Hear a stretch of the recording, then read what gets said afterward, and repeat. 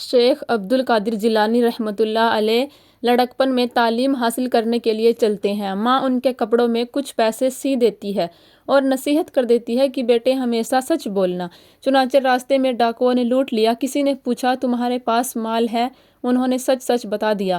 اس نے سردار کو بتایا تو سردار کے پاس بلا کر کہا تو نے جھوٹ کیوں نہیں بولا؟ نہ تجھے جان کی فکر نہ مال کی فکر۔ کہنے لگے میری امی نے کہا تھا بیٹا سچ بولنا اور میں نے ان سے وعدہ کر لیا تھا، مجھے جان کی پرواہ نہ تھی، مجھے اپنے قول کا پاس رکھنا تھا۔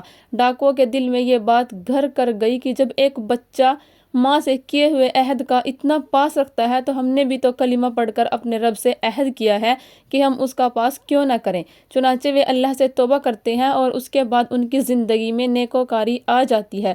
یہ بچہ آگے چل کر عبد القادر جیلانی رحمۃ اللہ علیہ بنا تو سوچئے ایک اور کامیاب مرد کے پیچھے آپ کو عورت کا کردار ماں کی شکل میں نظر آئے گا۔ سبحان اللہ۔